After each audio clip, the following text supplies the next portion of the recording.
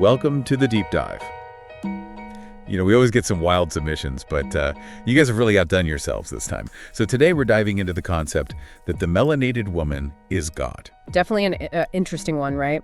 So we're going to be looking at a YouTube video breaking down all the different arguments this person is using to kind of make that case. I mean, they use everything from religious texts and historical examples to even scientific data. It's really, it's a pretty fascinating deep dive, even if the conclusion is out there. It is. It's kind of like, you know how people see like shapes in clouds? It's almost like that, like they're taking all these different pieces and sort of fitting them together in a way that creates this very specific picture. Okay, so let's get into it. Where should we even start with this? Well, I think a good jumping off point is the whole idea of the womb as this like central element in their argument. They even bring up a Bible verse, Jeremiah 1.5. It says, "Before I formed you in the womb, I knew you." Yeah, I remember that one. But how do they use that to support the whole melanated woman is God thing? Well, the way they see it, that verse is proof that creation is a solely feminine act. No male involvement needed, at least in their view. So that's why they put so much emphasis on the womb. Gotcha. Okay, so that's kind of their foundation. Then what? Then they go way back in time talking about this golden age, a time of peace and harmony ruled by a mother goddess. They bring in all these examples from like Greek mythology, Aztec, and Mayan writings, you know, trying to paint a picture of this utopian society where things like laws and punishment didn't even exist. Oh yeah, I remember them mentioning that, like this kind of paradise lost sort of thing. Exactly. And they make a point of emphasizing that this golden age had perpetual spring, linking it to figures like Easter, Ishtar, and Isis, all feminine figures associated with fertility and rebirth. That's interesting. So they're connecting ancient beliefs to this concept of like a divine feminine, almost like building a case piece by piece. Yeah, it's like they're putting together a puzzle. And then things get really interesting when they bring up the Ark of the Covenant. I was wondering when they'd get to that.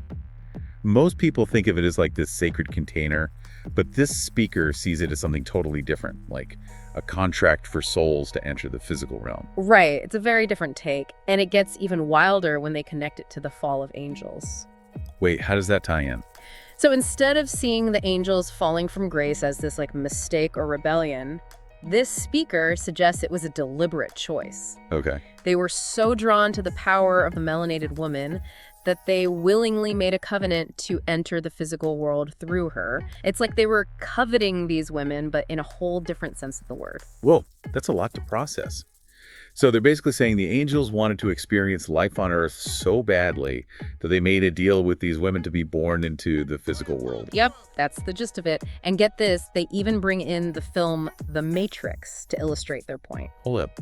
The Matrix, Yeah. like the movie. Yeah.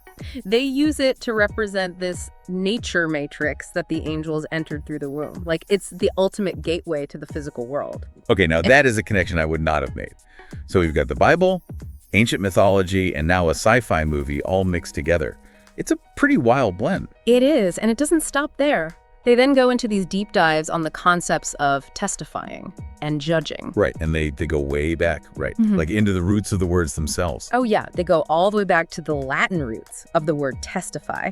And guess what they trace it back to? The Latin word for testicle. Huh. I guess I never thought about where that word came from. Well, their point is that men's whole concept of truth is tied to their physicality. Like, it's limited by their physical form. And then they contrast this with the idea that only women can truly judge. Wait, so they're saying men can't be trusted to tell the truth because of their anatomy? I mean, that's... Well, it's more about the fact that they think women have this inherent ability to judge that comes from, you guessed it, the Ark of the Covenant. Okay. How does that work? Remember how they see the Ark as this contract for life itself? Well, they argue that means women establish the very first law. Interesting. But that's a big jump, isn't it? Going from a contract for souls to the very concept of law? It is. But remember, we're just trying to understand their thought process here. Ah. And to them, it all fits together. And they don't stop there. They even link the word pharaoh, you know, the title for ancient Egyptian rulers, to the concept of great house, implying that even systems of government have these matriarchal origins. Whoa. Okay, they're definitely turning things upside down. Yeah. I'm starting to see how they're building this whole alternative worldview where women are at the center of everything. Exactly. And this theme of challenging the status quo continues when they start talking about defects and fraternity. But yeah, that's where things get a little intense. What's their take on that? Well, they define a defect in two ways. First, as a genetic imperfection, and second, as the act of abandoning one's country. Okay, so they're connecting physical flaws with like a moral failing. Kind of. And they link these two ideas through the concept of fraternity.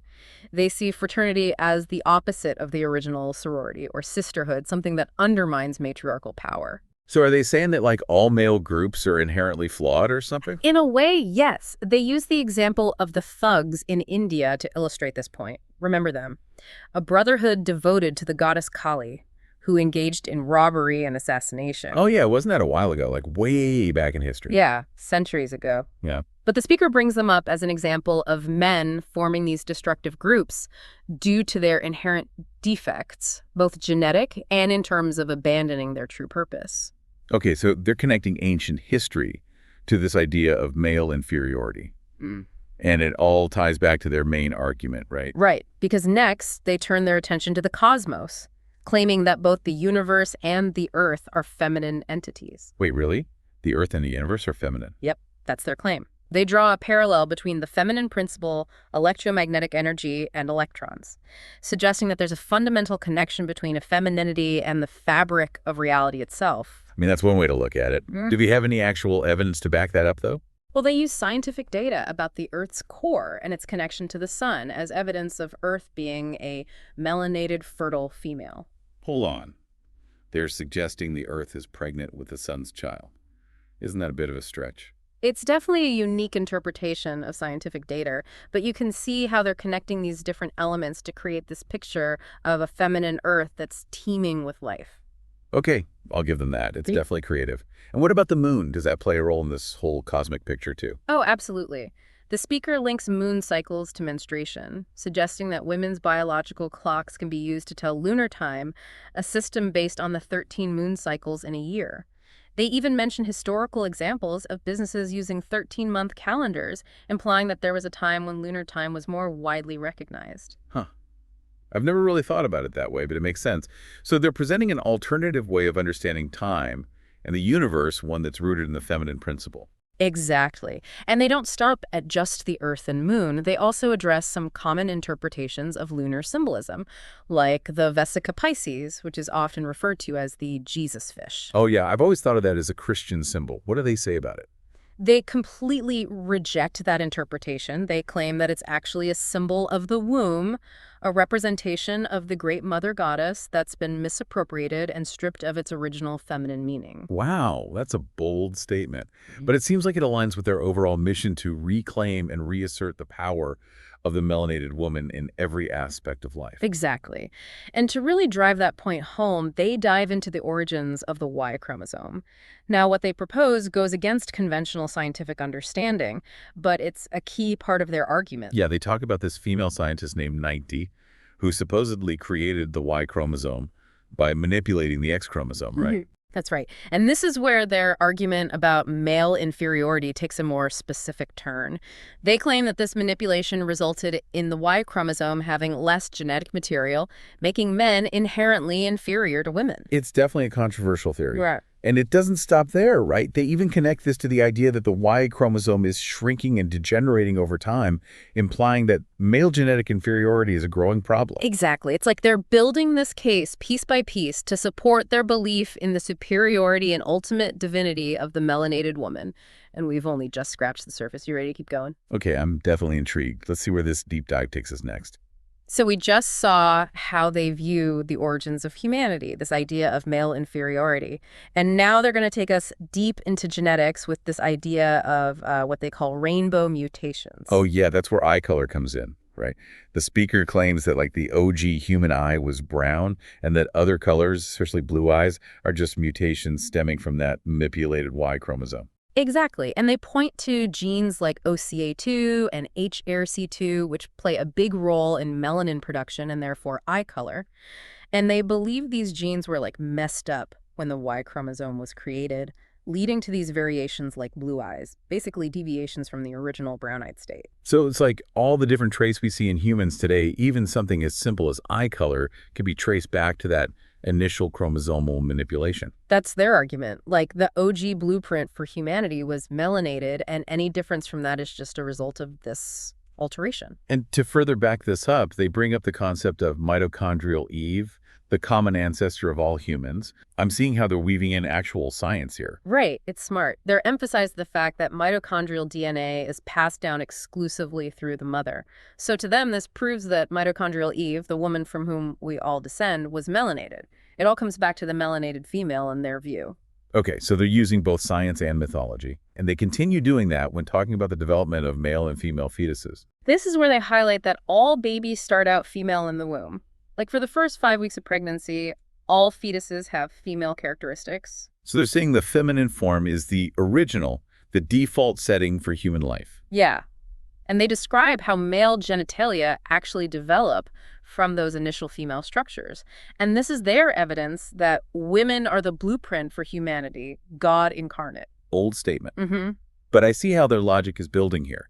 Then they move on to the brain, discussing differences between male and female brains. Right. Here, they bring up the corpus callosum, the bridge connecting the two halves of your brain. And they claim that women have a larger corpus callosum, allowing them to think with both sides of their brain at the same time. They're suggesting women are natural multitaskers because their brains are wired differently. Yeah. They also talk about differences in white and gray brain matter, better learning abilities in women. They even use these little anecdotes like how girls tend to learn things like potty training faster than boys. So a mix of science and personal observations to support female superiority. And this focus on strength continues when they talk about the gluteus maximus, the largest muscle in the body. They highlight the gluteus maximus's importance for posture, movement, and then connect it to the historical fascination with Sarah Bartman, a Khoikhoi woman who was exhibited in Europe back in the 19th century because of her large buttocks. It's a tragic story of exploitation, but this speaker sees it as proof of the melanated woman's inherent power. Exactly. Like that fascination stemmed from recognizing the melanated woman's physical superiority, even if it was twisted. And they go beyond physical strength. They also talk about a heightened sense of touch, resilience in childbirth, this more holistic view of her power. They're really creating this multifaceted portrait. And then they bring in the story of Henrietta Lacks. This is powerful because it ties so much together. This is where you really hear their passion and outrage. They discuss how Lacks' cells, the first immortal human cells, were taken from her without her consent and used for tons of scientific advancements. And they highlight that these cells came from a melanated woman, linking it back to their whole argument. It's a celebration of Lacks' legacy and a condemnation of the injustice she faced. A fitting way to bring these ideas of science, ethics, and their belief in the melanated woman together. It's powerful. So after this deep dive into this person's perspective, what are your thoughts? Anything stand out to you? It's a lot to take in. Yeah. They connect so many different things. Ancient mythology, religion, modern science, pop culture, all to support this whole the melanated woman is God concept. Yeah, it's a lot. I mean, you got to give them credit, though. They built a pretty convincing argument, even if you don't buy the conclusion. That's true. It really makes you think about like how our own experiences shape our views. How much of what we believe is like objective truth and how much is just our own perspective. Right. Like we're all searching for meaning, trying to understand the world. We just use different tools to get there. This person clearly did their research. And they present their ideas with a lot of passion. Yeah, and that's what I love about the deep dive. We get to explore these unconventional ideas and see the world through someone else's eyes. Exactly. It's not about agreeing or disagreeing. It's about broadening our understanding. And maybe even challenging our own assumptions. Definitely. I think this deep dive leaves us with a lot to think about. What is divinity? Where do we see it? How do our own experiences shape how we understand these big questions? You know, at the beginning of this, I thought we were just exploring one person's perspective. But it's become so much more than that. It's like a journey through history, science, our own beliefs. That's the power of a deep dive. We go beyond the surface. And who knows, maybe we discover something new about ourselves along the way. Well said. Thanks for joining me on this one. It's been a wild ride. And to everyone listening, thanks for tuning in to the deep dive. Keep exploring, keep questioning, and keep diving deep.